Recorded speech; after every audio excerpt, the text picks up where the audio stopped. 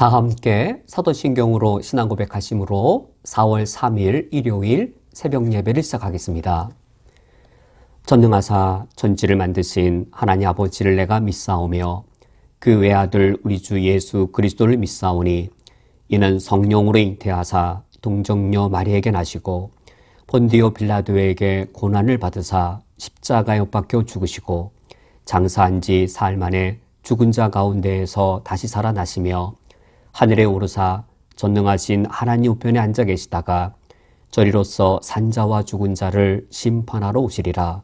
성령을 믿사오며 거룩한 공예와 성도가 서로 교통하는 것과 죄를 사하여 주시는 것과 몸이 다시 사는 것과 영원히 사는 것을 믿사옵나이다. 아멘.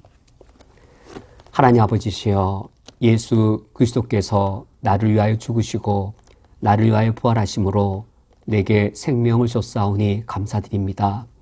내가 오늘 누리는 이 새 생명도 예수 그리스도의 십자가와 부활의 은혜로 우리에게 주신 것이오니 내가 오늘 하루를 살 때 예수 그리스도를 믿는 자다운 삶을 살 수 있도록 인도하여 주옵소서. 예수 그리스도의 이름으로 기도합니다. 아멘. 오늘 성경 말씀은 신약성경 마태복음 12장 38절부터 42절까지의 말씀입니다. 오늘 성경 말씀을 제가 봉독해 드리겠습니다.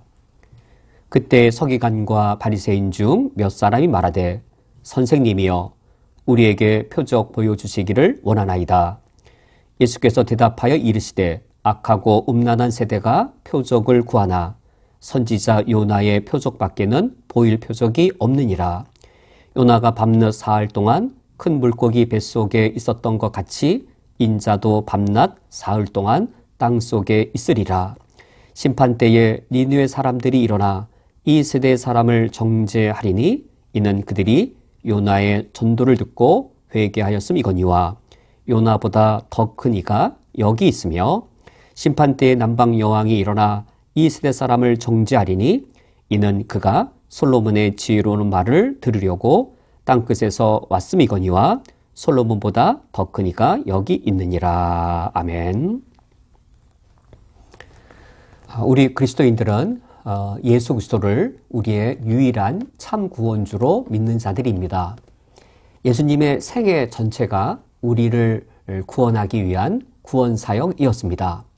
예수님의 생애는 성육신으로부터 시작해서 이 땅에서 말씀을 가르치시고 병자를 치유하고 또 다양한 하나님의 아들로서의 능력을 보이시다가 십자가에 죽고 부활하신 바로 이 생애였습니다.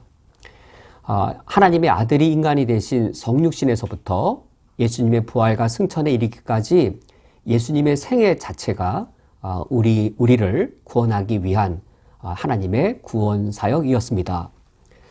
현대시대를 살아가는 우리 그리스도인들에게 아주 막중한 책무가 있는데 바로 이 예수 그리스도의 복음을 바르게 이해하고 그리고 바른 복음을 수호하는 바른 복음의 수호, 바른 복음을 지키는 것, 이게 우리의 중대한 사명이고 그렇게 간직된 복음을 우리가 성령의 능력이 드러나 새 생명이 일어나도록 땅끝까지 전하고 가르치는 일, 복음을 선포하고 복음을 전파하는 일, 이것이 현대시대의 우리 그리스도인들의 아주 중대한 책무입니다.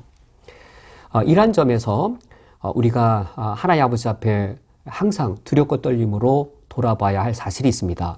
사탄은 항상 이 예수 그리스도의 복음을 변질시키려고 하는 것에 혈안이 되어 있습니다. 이 인간의 약점, 인간의 한계를 이용하는 것이죠. 신학적으로 크게 양측이 있습니다. 자유롭게 복음을 해석하는 진보 신학의 한 측이 있고 반대편에 신학 원리에 따라 이 복음을 해석하는 이 보수적인 신학이 있습니다. 진보 측의 이 신학에서는 예수님의 생애 중에 어디를 강조하는가? 예수님의 성육신, 예수님이 3년 공생애 동안 오병이어의 기적이나 병자를 치유하시는 이런 기적들, 그리고 예수님의 십자가의 죽음과 부활, 이런 예수님의 생애 중에 어떤 사건이 인류의 구원이라고 보는가? 우리 보수적인 그리스도인들에게 낯설겠지만 자유로운 신학을 하시는 분들은 예수님의 성육신이 우리 인간을 구원하기 위한 하나님의 구원 사건이었다라고 해석합니다. 예수님이 하나님의 아들이 인간이 되심으로 우리의 구원을 성취했다라고 말하고, 따라서 예수님의 십자가와 부활이 없어도 예수님의 성육신만으로 우리의 인류의 구원이 가능했다라고 예수님을 이해하고 그렇게 복음을 왜곡시키고 그렇게 복음을 전파합니다. 이런 면에서 우리 보수 신학에서는 신학 원리에 따라, 성경에 근거한 신학 원리에 따라 우리 인류의 구원은 예수님의 십자가 죽음과 부활이었다라고 이 선포하고 가르치는 것이죠. 이 점에 있어서는 옳지만 목회 현장에서, 실제 우리의 신앙생활 현장에서 예수님의 십자가와 부활이 강조될까? 로이드 존스 목사님의 이 말씀처럼 교회 역사상 우리 이미 구원받은 그리스도인들을 포함하여 십자가 복음이 환영받는 시대는 없었습니다. 예수 그리스도의 십자가와 그 부활의 복음은 항상 사람들이 부담스러워하거나 매우 불편하게 여겨서 예수 그리스도의 그 십자가 복음이 다수의 지배적인 이 다수의 사람들이 환호하고 받아들였던 교회의 시절은 없었습니다. 그럼 어떻게 목회 현장에서는 왜곡되는가? 38절 말씀에 그 당시 보수적인 종교 지도자, 서기관과 바리새인들이 등장하는데, 그들이 예수님께 요구하기를 선생님이여 우리에게 표적 보여주기를 원하나이다라고 요구합니다. 예수님께 표적을 요구하죠. 목회 현장에서 실제로 흔히 보수적인 이 교회 안에서 표적을 강조합니다. 어떤 표적을 강조하냐면, 경제적으로 가난한 시절에 예수 그리스도의 오병이어의 기적이 참으로 우리에게 매력인 것이죠. 우리에게 먹을 떡이 없을 때 예수님의 크신 기적으로 이 오병이어의 기적을 일으키시고 우리의 물질 문제를 해결해 주는 것, 또 우리의 삶에 여러 이 막막한 현실이 있을 때 예수님께서 갈릴리 바다를 잠잠케 하시는 그 기적들, 그리하여 내 삶에 그 막힌 것들을 해결하고 이 절망적인 상황을 소망으로 바꾸는 그 예수님의 놀라운 기적들, 이런 표적들을 강조하는 것이죠. 또 성령의 운동을 강조하면서 예수님이 안진뱅이를 일으키고 또 기실을 내어쫓는 이런 이 초자연적인 예수님의 표적들, 이것들을 강조하는 것이죠. 그러하다 보면 자유주의 신학에서 예수님의 성육신을 구원 사건으로 본 것처럼 보수 이 신학의 목회 현장에서는 예수님의 십자가와 예수님의 부활보다 실제 더 중요시 여기는 것은 예수님의 그 오병이의 기적이나 예수님의 병자를 낫게 하는 기적이거나 또 갈릴리 바다를 잠잠케 하는 우리의 삶의 문제를 해결해 주시는 그 부분이 더 주목받게 되는 것이죠. 제가 어릴 적에 부모님 세대에는 그것이 기복주의라는 이름으로 한국교회를 더럽혔다면, 지금 이 세대에는 그 기복주의가 세련된 형태로 얼굴만 바꿔서 신사도 운동이라는 이름으로 들어오고, 또는 번영신학과 형통의 복음이라는 이름으로 이름을 바꾸고 그 형태를 더 세련된, 사용되는 용어나 또 여러 가지 그 이 찬양의 이 세련된 모습이나 더 훨씬 더 이 아름다운 모습으로 이름을 바꾸어 등장할 뿐이지, 그것의 실체의 내용들은 신학적으로 큰 차이가 없습니다. 자유주의 신학에서든 그리고 보수 신학의 교회에서든 둘 다 공통된 오류는 뭐냐면, 예수 그리스도의 십자가와 부활의 복음을 강조하지 않는다는 면에서는 공통되고, 그 점에 있어서 사탄이 얼마나 십자가와 부활의 복음을 싫어하고 무서워하는지 알 수 있습니다. 이처럼 표적을 구하는 이 바리새인들과 서기관들을 향해 예수님이 이렇게 말씀하십니다. 39절 말씀에 예수께서 대답하여 이르시되 악하고 음란한 세대가 표적을 구하나 선지자 요나의 표적밖에는 보일 표적이 없다라고 말씀하십니다. 보수적인 이 교회들, 제가 보수적인 목회자이죠. 제 스스로 많이 돌아봐야 할 겁니다. 정말로 악하고 음란한, 영적인 음란을 범하도록 예수님을 섬기는 것이 아니라 예수님을 이용하려고 하고 예수님의 능력을 이용해서 나의 물질적인 욕심이나 이 현세적인 욕심을 기독교의 이름으로, 하나님의 축복의 이름으로 채우려고 할 때 바로 그것이 악하고 음란한 것이죠. 그런 세대를 향해 예수님이 보여줄 표적은 딱 하나밖에 없는데 요나의 표적이라고 말씀하십니다. 그 요나의 표적이 무엇이냐면 40절 말씀에 요나가 밤낮 사흘 동안 큰 물고기 뱃속에 있었던 것 같이 인자도 밤낮 사흘 동안 땅속에 있으리라 라고 하여서 요나가 물고기 뱃속에 사흘 동안 있다가 다시 이 물고기가 배 틈으로 살아난 것, 그것이 바로 예수님이 십자가에 못 박혀 죽으신 후 사흘 동안 무덤에 가시셨다가 부활하신 것, 그것의 이제 모델이 되는 것이죠. 요나의 표적이란 바로 예수 그리스도의 십자가 죽음과 부활의 표적이었습니다. 표적을 구하는 사람들이 오히려 참된 표적인 예수 그리스도의 십자가와 부활은 멸시하는 것이죠. 예수님의 생애 중에 왜 십자가의 죽음과 부활이 구원 사역이었을까요?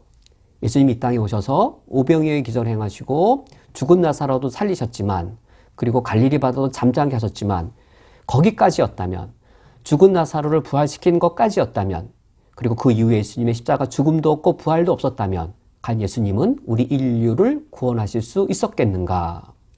예수님의 성육신과 성육신 이후에 이 땅에서 예수님의 수많은 기적들이 있다 할지라도 예수님의 십자가 부활이 없다면 우리 인류의 구원은 가능하지 않았습니다. 이 요나의 표적, 즉 예수님의 십자가와 부활이 진정으로 우리를 구원한 하나님의 구원 사역이었다라는 것이죠. 그러나 왜 이 현대 교회는, 우리 인간들은 이 십자가와 부활을 싫어하는 것일까요? 악하고 음란한 세대이기 때문입니다.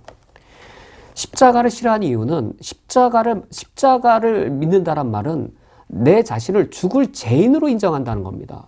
십자가에 달려 돌아가신 예수 그리스도, 더럽고 처참한 가장 추악한 죄인으로 죽으셨는데 내 죄값을 대신한 겁니다.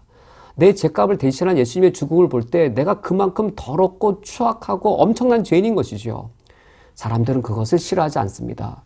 교회에 와서 긍정적인 얘기를 듣기를 원하고, 내 교회에 왔을 때 희망적인 이야기를 듣기를 원하지, 내가 죽을 죄인이라고 하는 그런 거 정말 불편하게 여기고, 죄 지은 죄인이 가장 듣기 싫어하는 소리는 내가 지은 죄를 지적받는 일입니다. 십자가 복음은 항상 우리의 마음을 불편하게 만드는 것이죠. 그 십자가의 은혜가 우리에게 요구하는 것도 대단히 불편합니다. 십자가의 은혜는 우리에게 십자가의 길을 가도록 사명을 요구합니다. 교회 와서 내가 좀 위로받고 격려받기 원하는데 내가 십자가의 사명을 감당하라고?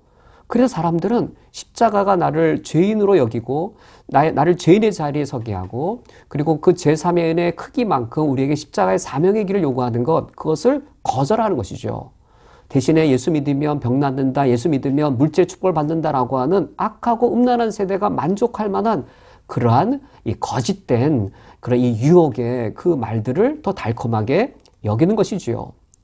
부활의 새 생명도 우리에게 얼마나 부담되는 것인가요? 부활의 새 생명의 특징은 윤리적이고 도덕적인 생명입니다. 거룩한 생명입니다.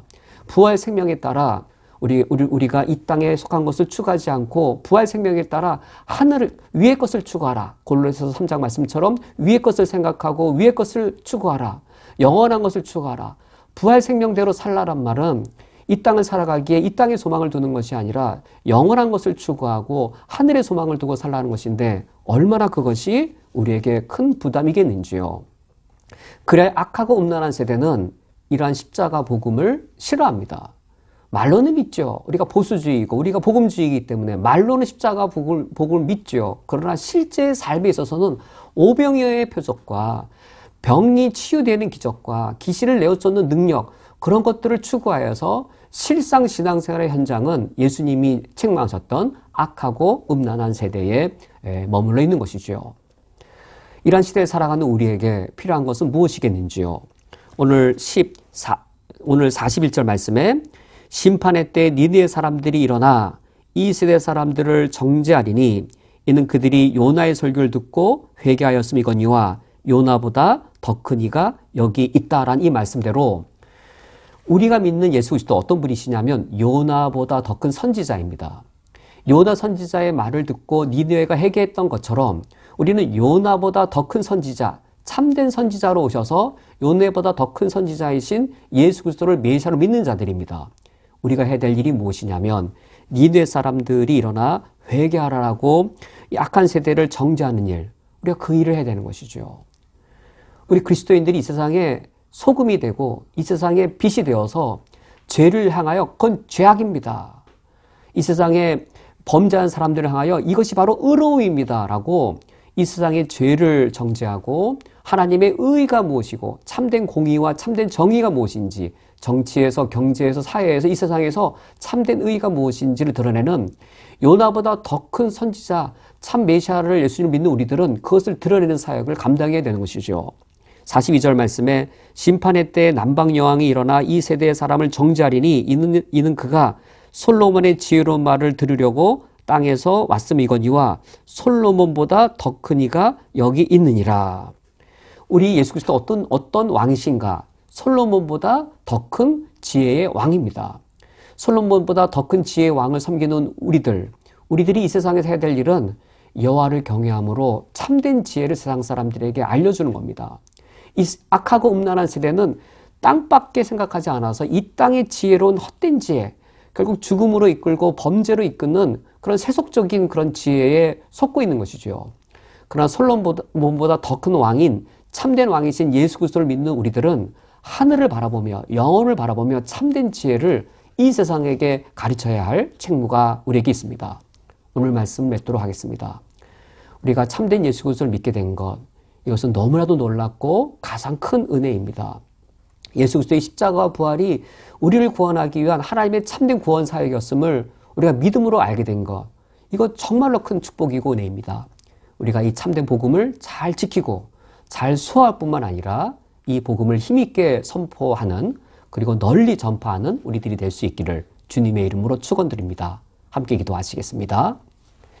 하나님 아버지시여, 오늘 하루를 살아갈 때 예수 그리스도의 구원의 은총으로 구원받은 자답게 살게 하여 주시옵소서.